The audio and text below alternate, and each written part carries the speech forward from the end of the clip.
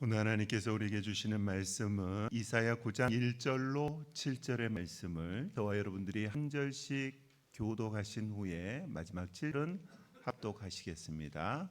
구약성경 이사야 9장 1절로 7절에 있는 말씀은 제가 가지고 있는 성경으로 구약성경 977면, 978면쯤에 있습니다. 제가 먼저 하나님의 말씀을 봉독합니다.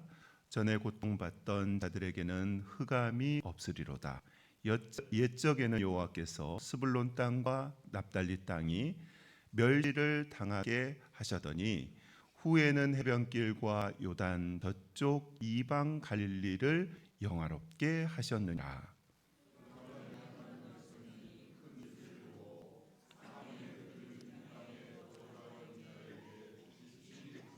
주께서 이 나라를 창성하게 하시며 그 즐거움을 더하게 하셨으므로 추수하는 즐거움과 탈취물을 나눌 때의 즐거움같이 그들이 주 앞에서 즐거워하오니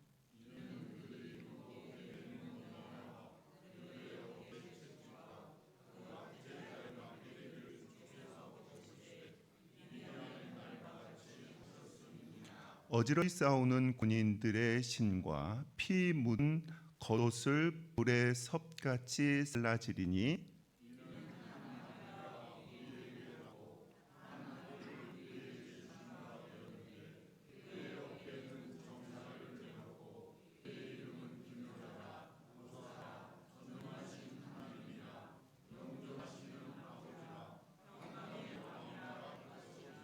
같이 합니다. 그 정사와 평강의 더함이 무궁하며 또 다윗의 왕자와 그의 나라에 군림하여 그 나라를 굳게 세우고 지금 이후로는 영원히 정의와 공의를 그것을 보하실 것이라.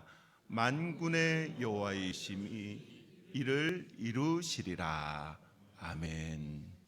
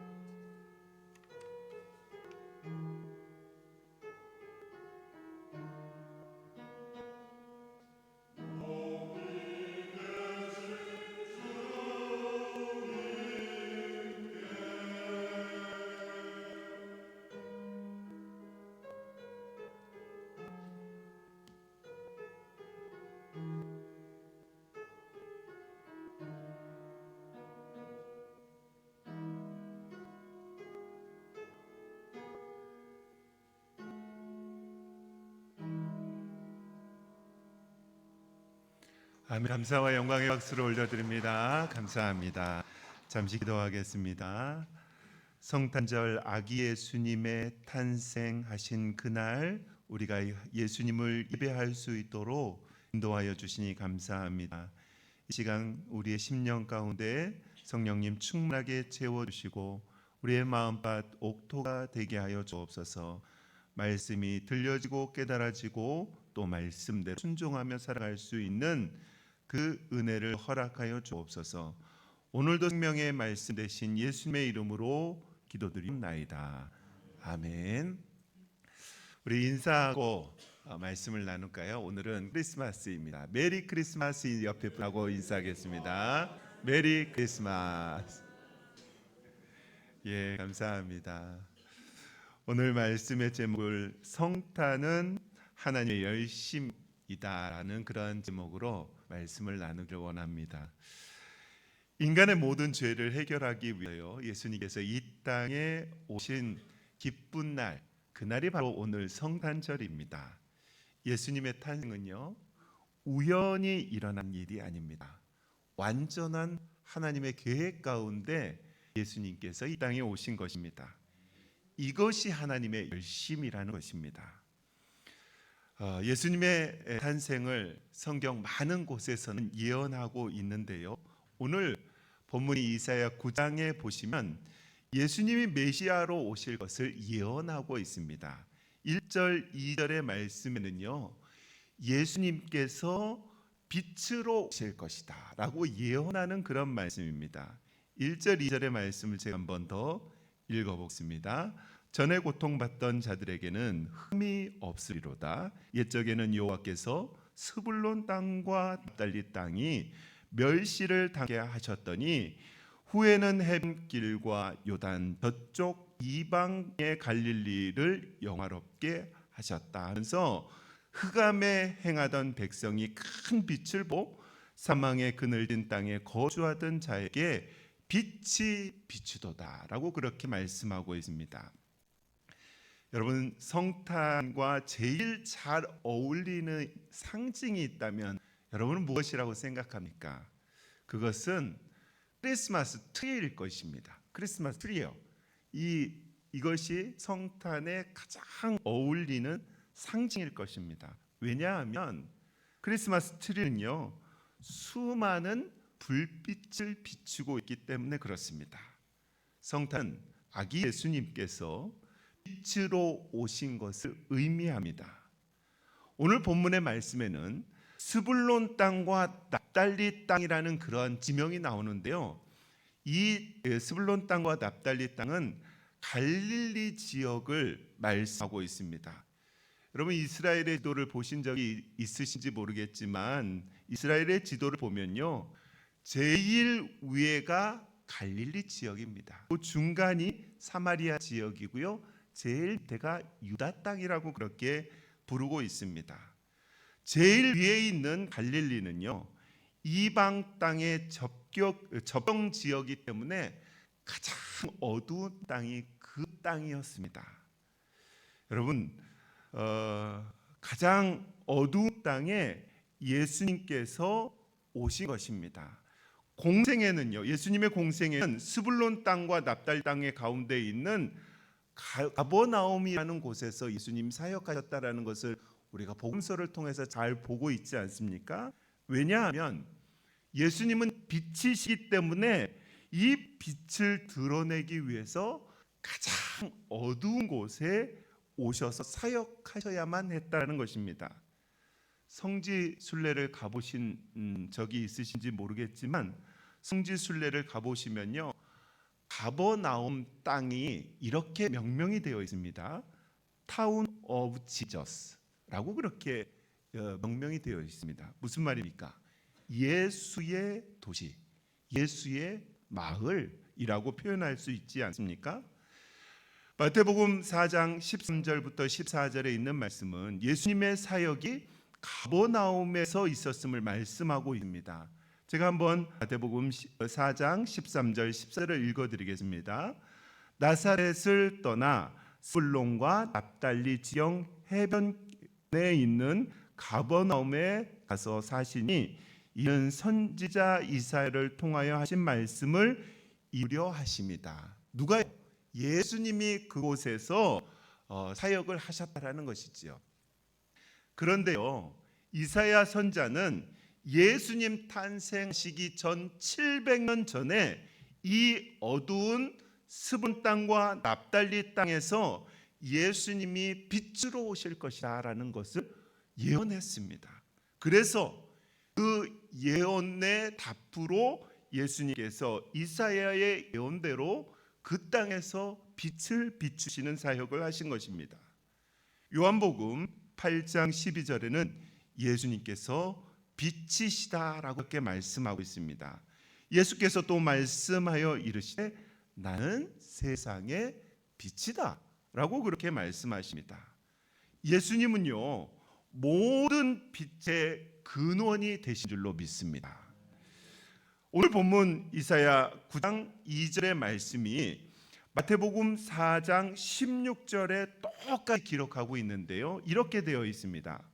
흠에 앉은 백성이 큰 빛을 보고, 큰 빛이 누구라고요? 예수님을 보고 사망의 땅과 그늘에 앉은 자들에게 빛이 비치었다라고 그렇게 말씀하고 있습니다. 예수님은 메시아로 오실 때 빛으로 오셨다라고 그렇게 말씀하고 있습니다. 예수님의 탄생 때에 이스라엘 백성들의 삶은 어떠했을까요? 여러분, 이스라엘 백성들의 삶은요, 예수님 오시기 700년 전에 나라를 빼앗긴 상태였습니다. 700년 동안 아주 칠흑 같은 어둠 가운데 그들은 살고 있었습니다. 이스라엘 백성들 700년 동안 나라 없이 살아가고 있었기 때문에 모든 것이 깜깜했다라는 것입니다. 빛이 없는 그 삶을 살아갔던 모습이 예수님 오실 때 이스라엘 백성들의 모습이라는 것이지요. 당시 이스라엘의 백성들에는요, 불의와 폭력, 압제와 강도, 절도와 죽음, 어둠과 가난, 굶주림과 분노, 외로움과 절망으로 가득했던 그 땅이었습니다. 여러분, 나라를 빼앗겼으니 그 나라 어디를 봐도 희망이 있었겠습니까? 그리고요, 동네에도 희망이 전혀 없었고, 집을 봐도 희망이 없었고, 그리고 이스라엘 백성들 자신을 봐도 희망이라고는 찾아볼 수가 없었던 상황이다. 그때에 그 어두운 땅에 예수님께서 큰 빛으로 오신 것입니다. 여러분, 우리가 살아가는 오늘 본문 2절에 말씀하고 있는 흑암에 사는 백성들과 우리의 모습이 그렇게 다르지는 않다는 것입니다. 여러분, 우리도 이 땅을 살아가면서 막연한 희망을 가지고 살아갑니다. 어떤 희망을 가지고 우리가 이 땅을 살아갔냐면요, 과학이 발달하면 발달할수록 더 좋은 세상이 올 거라는 막연한 기대가 있습니다. 그렇지 않으십니까? 하지만 과학이 발달할수록요, 더 위험해지고, 그리고 우리의 생의 위협은 더해져 간다는 것입니다. 또 어떤 기대를 합니까? 의학이 발달하면 우리가 더 건강해지고 더 오래 살 거라는 그런 막연한 기대를 하고 살아갑니다. 그러나 여러분, 요즘 이 시대를 보십시오.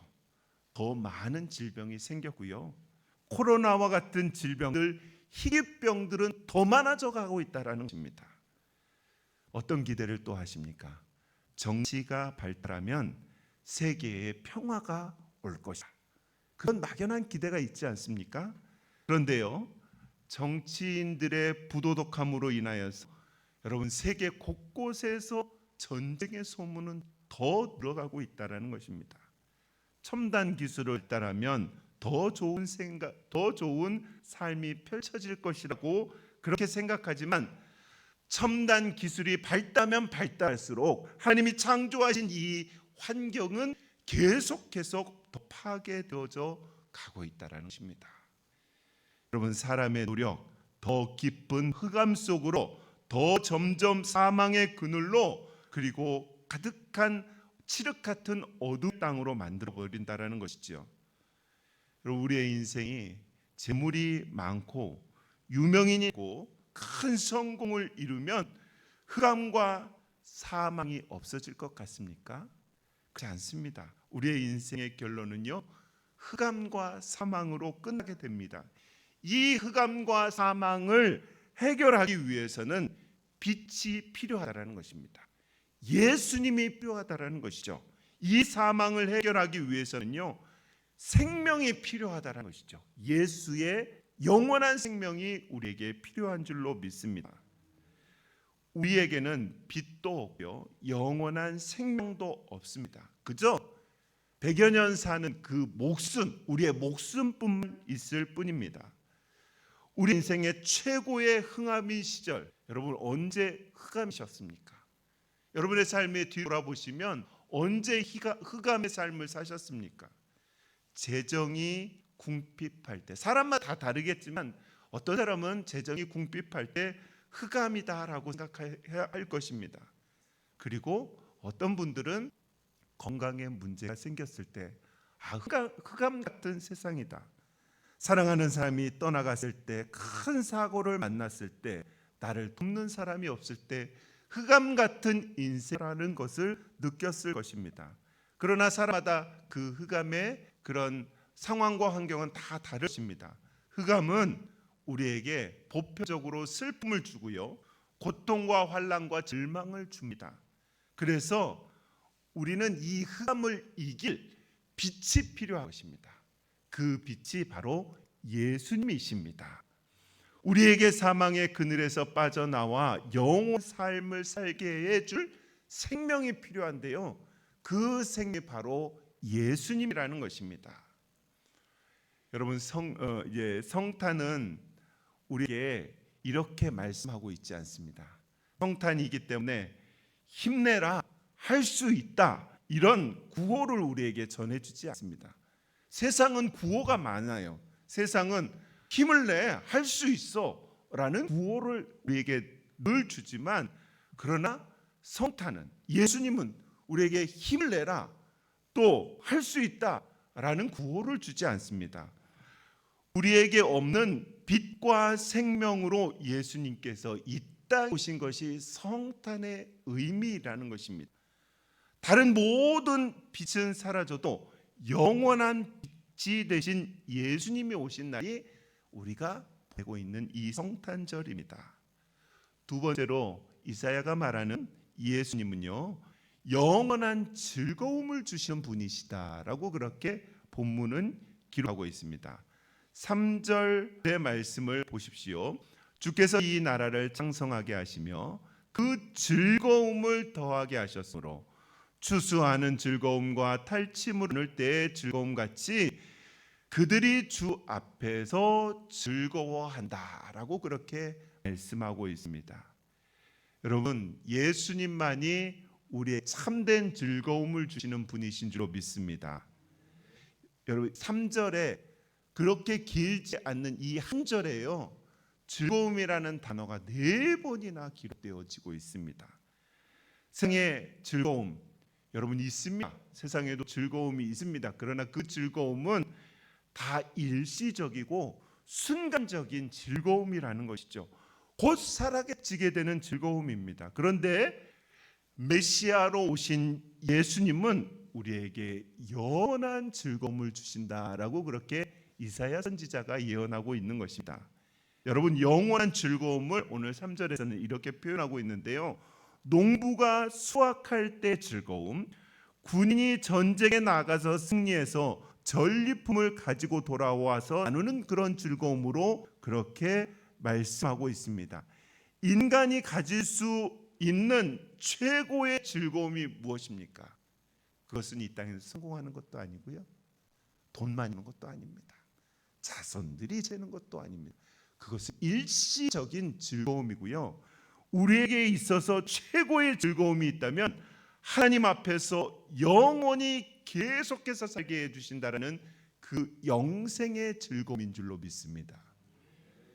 시편 16편 11절에 이런 말씀이 있습니다. 주께서 생명의 길을 내게 보이시리니 주 앞에는 충만한 기쁨이 있고, 주님에게는 충만한 기쁨이 있다라는 것입니다. 그리고 주의 오른쪽에는 영원한 즐거움이 있다라고 그렇게 말씀하고 있습니다. 여러분, 이 즐거움은요, 내 힘쓰므로, 내 노력으로, 내 힘으로, 내 애씀으로 얻어지게 되는 것이 아닙니다. 본문 4절 5절에는 이 즐거움이 내 노력으로 얻어지는 것이 아니라 하나님의 은혜로 즐거움을 주신다라고 그렇게 4절 5절은 말씀하고 있습니다. 제가 한번 읽어보겠습니다. 이는 그들이 무겁게 맨 멍에와 그의 어깨의 채찍과 그 압제자의 막대기를 주께서 꺾으시되 미디안의 날과 같이 하였음이니라. 어지러이 싸우는 군인들의 신과 피 묻은 겉옷이 불의 섭같이 사라지리니 고 그렇게 말씀하고 있습니다. 여러분, 이 말씀을 쉽게 말씀드리면 제가 예를 들면 이런 말씀입니다. 하나님께서 이제 사시대 때 미디안 군대들이요, 이제 이스라엘 백성들에게 터들어오는 그런 유명한 사건 우리가 잘 알고 있죠. 미디안 군사 13만 5천 명이요, 기드온 군사 300명과 싸우는 그 사건들 우리가 잘 알고 있지 않습니까? 기드온 군사를 처음에 모집했더니 13만 5천 대 3만 2천이 모였습니다. 누가 이길까요? 계산이 안 되시죠? 13만 5천 대 3만 2천이면 그것은 미디안 군대가 이겨야 합니다. 우리의 이성으로는 그렇습니다. 그런데 하나님 뭐라고 말씀하십니까? 군사들이 너무 많다, 줄여라고 그렇게 말씀하시죠. 그래서 몇 명 줄입니까? 10,000명으로 줄입니다. 기드온이요 10,000명으로 해요. 그런데 하나님께서 뭐라고 말씀하십니까? 그것도 많다, 더 줄여라 해서 300명이 된 것입니다. 지금 상황은 어떤 상황이냐면 13만 5천 대 300명하고 싸워야 돼요. 싸움이 됩니까? 안 됩니까? 계산 안 되시죠? 안 돼요. 제가 알려드릴게요. 안 돼. 이성으로 생각하면, 우리의 생각으로 이렇게 판단해 보면 13만 5천 대 300명 절대 싸움이 되지 않는 상황입니다. 왜 하나님은 전쟁에 나갈 군사를 이렇게 줄인 겁니까? 그것은 답입니다. 너희의 힘으로 전쟁이 이기는 것이 아니다, 하나님의 은혜로 전쟁은 이기는 것이다 라고 그렇게 말씀하시는 것입니다. 너희의 인생을 너희가 노력한다고 빛을 얻어지는 것 아니고 영원한 즐거움을 찾는 것 아니다, 내 은혜로 되어진다라고 주님은 우리에게 말씀하고 있는 것입니다. 여러분, 전쟁의 승리처럼 우리의 즐거움도요, 하나님의 은혜로 되어집니다.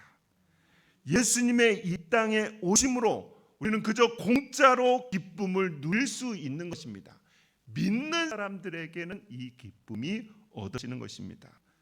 하나님은 이스라엘 백성들이 맨 무거운 멍에를 없애고 압제자들의 막대기를 다 꺾으신다라고 말씀하시는 것은, 이것은 전적인 하나님의 은혜가 있다라는 것을 가르쳐주고 있는 것입니다. 이스라엘 백성뿐이겠습니까?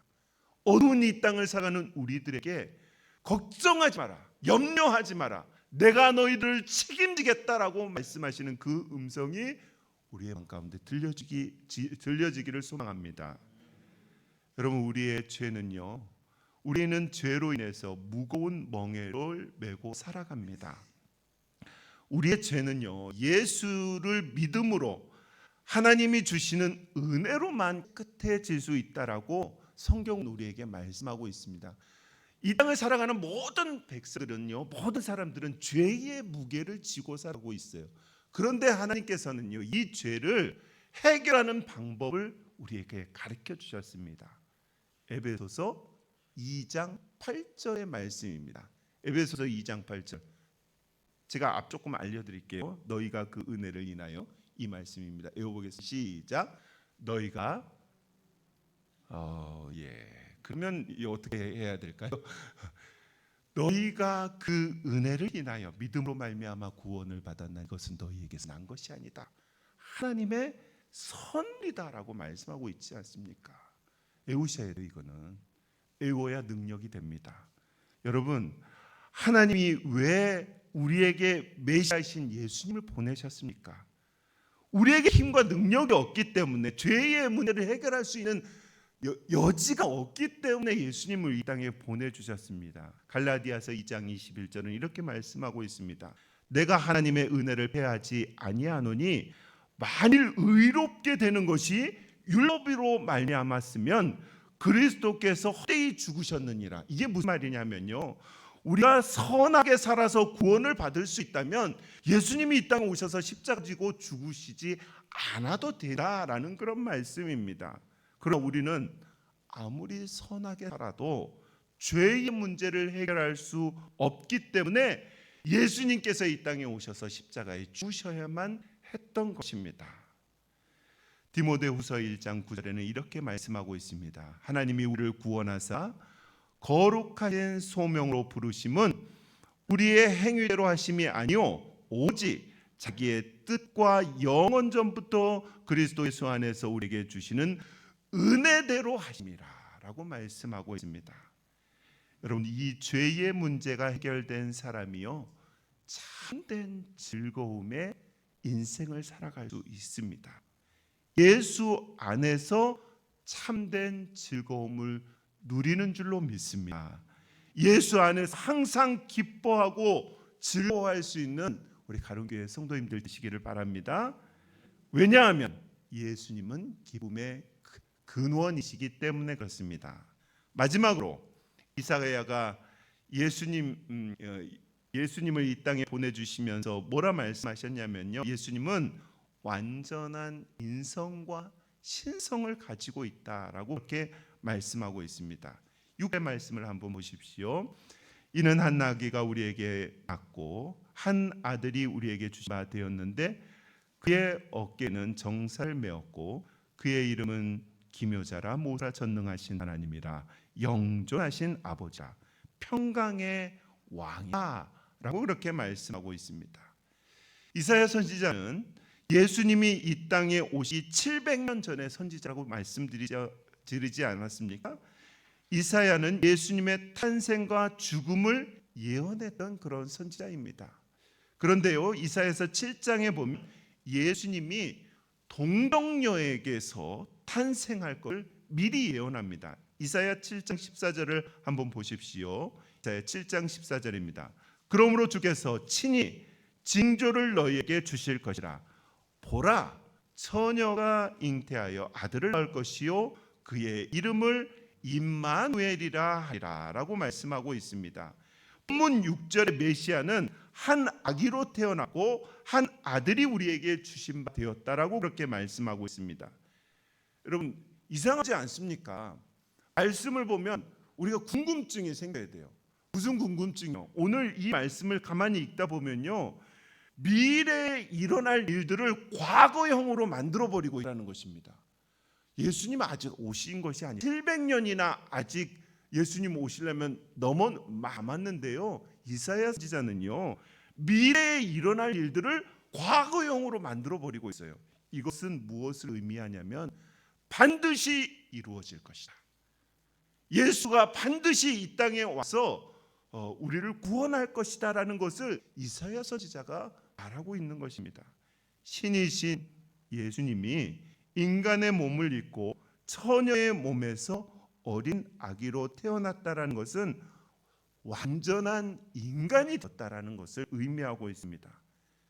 여러분, 예수님이 어떻게 오셨습니까? 라고 그렇게 질문했을 때 하늘에서 뚝 떨어졌습니다 라고 이야기하는 분은 아무도 없을 것입니다. 예수님은요 갑자기 어느 날 하늘에서 뚝 떨어지신 분이 아니십니다. 어린 아이로 이 땅에 태어나셨고 이것은 완전한 인성을 가지고 있다는 것입니다. 다시 바꾸어서 해석해 본다면 우리를 완전히 이해하신다, 우리를 너무너무 잘 알고 계신다라는 그러한 의미이기도 합니다. 예수님이 우리를 대신하려면요 똑같이 인간이 되셔야 했습니다. 그래야만 우리를 대신할 수 있었던 것입니다. 우리가 잘 알고 있는 예수님이 태어날 때 가장 가난한 마구간에서 태어나신 이유는요 우리의 가난을 가져가신 줄로 믿습니다. 예수님이 우리의 질병을 가져가기 위해서요 채찍에 맞으셨습니다. 예수님이 우리 저주를 위해서 먼저 십자가에 달려서 저주의 상징인 십자가에 달려서 죽으심을 믿습니다. 예수님이 그래서 완전한 하나님이시다, 완전한 인간인 것을 이사야 선지자는 말씀하고 있습니다. 말씀을 정리하겠습니다. 성탄은요 이처럼 하나님의 열심이 들어있는 것입니다. 하나님이 우리를 구원하시기 위해서요 예수님을 빛으로 보내셨고요, 그리고 예수님을 영원한 즐거움, 죄로부터 해결하는 영원한 즐거움으로 보내셨습니다. 그리고 우리를 완전히 이해하시는 인간으로 인성과 신성을 가지고 이 땅에 보내셨다는 것을 이사야 선지자를 통해서 우리에게 말씀하여 주고 있는 것입니다.